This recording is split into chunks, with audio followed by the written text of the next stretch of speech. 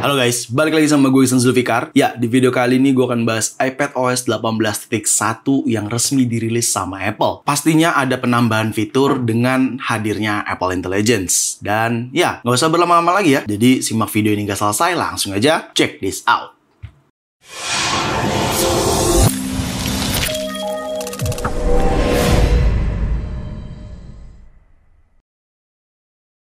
Ya, akhirnya kemarin Apple resmi merilis iOS 18.1. Nah, sekarang yang akan gue bahas yaitu iPadOS 18.1-nya. Ya, karena sebenarnya nggak terlalu jauh beda ya antara iOS 18.1 dengan iPadOS 18.1. Tapi tetap gue akan kasih tahu ke teman-teman semua, dan gue di sini menggunakan iPad mini 7 yang udah gue bahas juga di video sebelumnya. Kalau lo belum nonton, bisa lo nonton dulu video sebelumnya terkait iPad mini 7. Dan iPad mini 7 gue ini sudah menggunakan iPadOS 18.1. Oke, pertama-tama gue akan kasih tahu build number terlebih dahulu ya. Build number yang ada pada iPadOS 18.1. Kalau kita pergi ke setting, lalu kita pergi ke about, lalu ke iPadOS version. Nah, ini dia build numbernya. Sebenarnya nggak beda ya build number sama iOS 18, iPadOS 18.1 dengan build number iOS 18.1 gitu. Jadi kalau kalian pengguna RC, sekarang kalian update juga karena ada perbedaan build number. Tapi build numbernya aja, sisanya sama. Jadi gue saranin untuk update lagi, tapi dengan kondisi ketika di general software update, di sininya di turn off aja, di beta offin aja, nanti tetap dapat updatean iOS 18 atau iPadOS 18.1-nya gitu untuk merubah build number, karena cuma build number aja yang beda. Hal itu gue kasih tahu untuk pengguna RC atau beta version sebelumnya ya. Lalu untuk size update-nya di sini iPadOS 18.1, size update-nya ada di 1,51 GB. Lo bisa lihat sendiri, ini size update-nya cukup besar, tapi menurut gue ini normal karena fiturnya lumayan banyak yang diberikan. Bahkan di iOS 18.1 juga sama seperti ini, dan ini iPadOS 18.1 juga ya 1 GB-an lah ya size update-nya gitu. Oke, kita masuk ke fitur yang pertama yaitu Apple Intelligence. Nah, fitur ini nih sebenarnya ada requirement-nya dulu ya. Jadi lu bisa cek di sini requirement Apple Intelligence, apakah device iPhone atau iPad kalian mendukung. Jika tidak mendukung atau tidak ada di dalam gambar tersebut, berarti perangkat iPhone atau iPad kalian tidak mendukung Apple Intelligence. Oke, Apple Intelligence ini tidak semerta-merta langsung aktif. Kalian harus beberapa merubahnya sedikit, yaitu seperti merubah regional dan mengaktifkannya serta menunggu dikit ya. Jadi Apple Intelligence ketika diaktifin juga lu harus join wait list-nya dulu atau antriannya gitu. Jadi ya, gua kasih tahu pertama lu pergi ke setting. Jika belum ada tulisan Apple Intelligence seperti ini, gua saranin lu pergi ke general, terus lu pergi ke language and region, lalu rubah region ini menjadi United States. Tuh, kayak gini ya. Lu rubah. Setelah itu ketika ini sudah ada, sudah muncul, Apple Intelligence di-enable aja. Karena iPad gua ini juga sama, masuk ke waiting list dulu gitu. Jadi gua kasih tahu karena gua sempat screenshot. Nih, lu bisa lihat sendiri pada saat Apple Intelligence sudah ada, dia tetap preparing dulu tuh, downloading dulu. Bahkan ada waktunya tuh 22% complete gitu ya.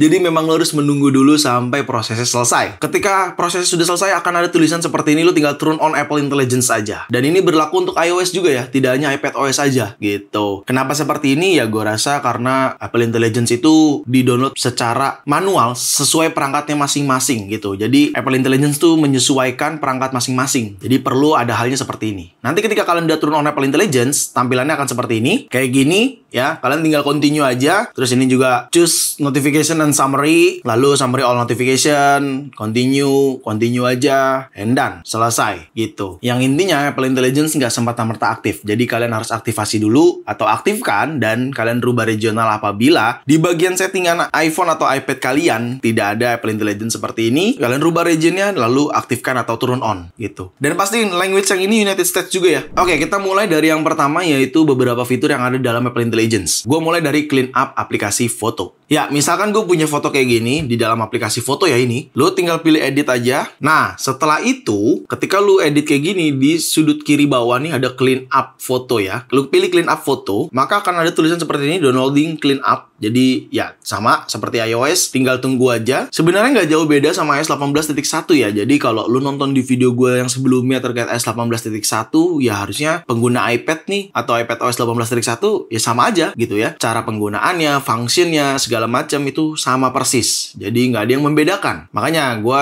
lebih prefer untuk kalian nonton dulu video iOS 18.1 dari awal sampai selesai, baru nonton iPadOS 18.1. Jadi kalau ada hal seperti ini, kalian cukup menunggu aja ya. Nggak apa-apa banget kok, santai. Oke, udah selesai nih prosesnya. Kita bisa langsung gunain dengan cara tab, brush, or circle ya. Ada perintah instruksinya untuk menggunakan clean up ini. Misalkan gue tinggal tap aja kayak gini. and boom, hilang. Nih kayaknya masih belum rapi, kita giniin aja dulu biar rapi, bayangannya biar hilang. Boom. Dan ini gue tinggal tap aja. Boom, hilang. Dan ini masih ada bayangan, gue coba hilangin juga. Ini juga masih ada ya, gue tinggal hilangin gini. Ya, ini dikit lagi, lebih rapi, biar hilang. Oke, terus nah di sini ada nih, gue tinggal tap aja.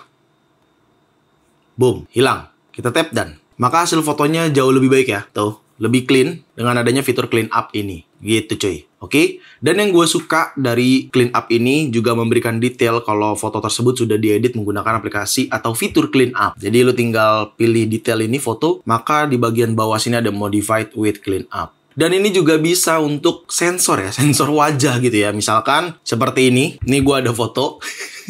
Kurang banget lagi foto gue. Gak apa-apa, tapi yang penting gue kasih tahu caranya aja. Kita pilih edit lagi foto tersebut, terus kita pilih clean up, and then gue coba circle di bagian wajah gue seperti ini untuk sensor atau blur. Nah kayak gini, jadi dia akan ke blur wajahnya gitu. Ketika lu tap dan boom, selesai. Kayak gitu. Dan tentunya sisanya hampir sama ya. Seperti iOS 18.1. Nggak ada yang beda ya. Semuanya hampir mirip gitu. Nggak ada yang membedakan. Begitupun pula ke fitur selanjutnya yaitu Writing Tools. Ya, Writing Tools juga sama kayak iOS 18.1. Makanya gue bilang kalau lu nonton iOS 18.1 sebelumnya, harusnya iPadOS juga sudah paham apa aja fitur-fiturnya. Karena sama. Nggak ada yang membedakan gitu. Gue contohin Writing Tools. Nah, kalau kalian ada muncul kayak gini namanya splash screen ya. Dimana menginformasikan fitur-fitur di dalam aplikasi tersebut gitu. Ya, contohnya seperti ini. Di sini juga langsung ada Apple Intelligence ya, icon Apple Intelligence nih. Misalkan ini gue select kayak gini. Oke, bentar nih gue select kayak gini ya.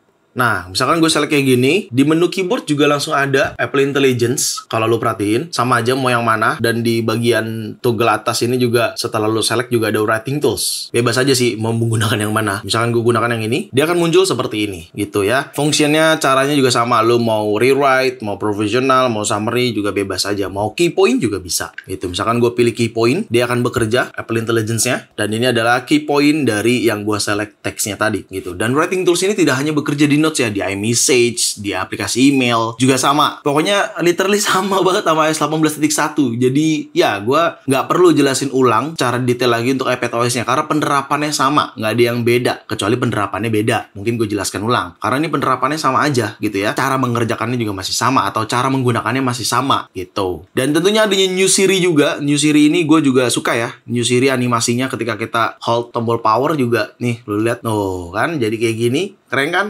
Asik loh. Dan tidak hanya itu aja, ketika lu double tap di bawah sini, lu double tap gini, dia muncul tap to Siri kayak gini. Ih, asik. Nice. Atau lu panggil Siri juga bisa tentunya ya. Siri.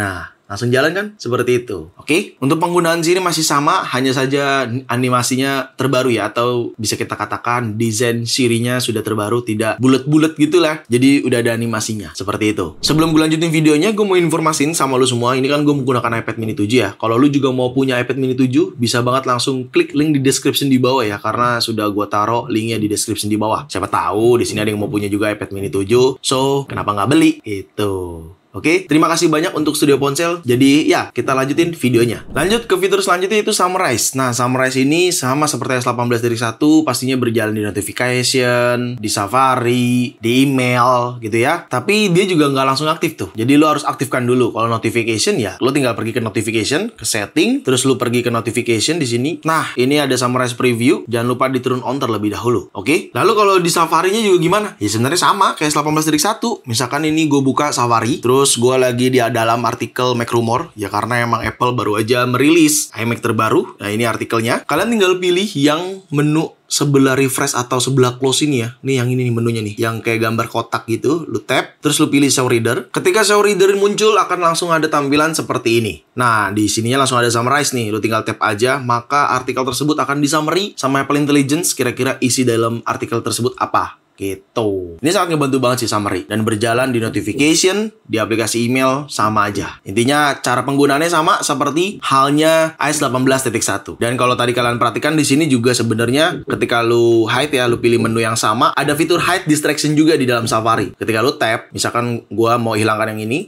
boom, hilang. Lo tinggal tap dan lagi. Sama persis seperti yang ada di iOS 18.1. Jadi tidak ada bedanya. Hampir sama semuanya, udah gue cek, udah gue pastikan. Mulai dari control center, bisa kecil-kecil kayak gini, atau bisa bulat-bulat toggle-nya tuh. Sama persis ya. Nggak ada yang beda, intinya sama persis. Ya, tapi sayangnya ada yang beda di iPad, nggak tahu ya. Entah ini karena WiFi only atau enggak. Fitur call audio recording atau phone call audio recording ini nggak berjalan ya. Gue menggunakan FaceTime audio di sini, kagak ada toggle untuk nge-record audio call recording ya. Sama sekali nggak ada. Dan ini gue udah coba telepon menggunakan FaceTime audio, atau mungkin ini karena WiFi only ya. Tapi coba deh teman-teman yang menggunakan seluler iPad-nya, silahkan komen di bawah ketika sudah menggunakan iPad OS 18.1, fitur call audio recordingnya berjalan atau enggak. Cara menggunakannya silahkan nonton di iOS 18.1 gitu ya. Gue nggak bisa menjelaskan karena di sini tidak ada toggle-nya gitu. Tapi intinya call audio recording itu ada di iOS 18.1. Seperti itu. Itu yang menjadi pembeda dibandingkan fitur-fitur iPad OS lainnya di iOS 18.1 dengan iPad OS 18.1 gitu ya. Untuk selebihnya masih sama, plek-ketiplek, tidak ada yang beda. Cuman itu doang call audio recording yang membedakan. Ya mungkin karena ini WiFi only dan iPad juga ya, beda peruntukan atau beda fungsi seperti itu. Oke, selebihnya sama, nggak ada yang beda. Jadi buat lo semua yang bingung atau pengen tahu, silahkan nonton iOS 18.1 di video gue sebelumnya di sini. Dari awal nontonnya sampai selesai biar benar-benar paham fiturnya, cara menggunakannya, cara menjalankannya, cara mengaktifkannya. Di situ udah gue jelasin secara detail. Ya, itu doang mungkin dari iPad OS 18.1 karena memang nggak ada yang beda gitu ya, sama iOS 18.1. Cuman iPad OS 18.1 tidak ada fitur call audio recording. Entah nggak ada apa emang karena ini WiFi only gitu ya, nggak ada yang tahu. Cuman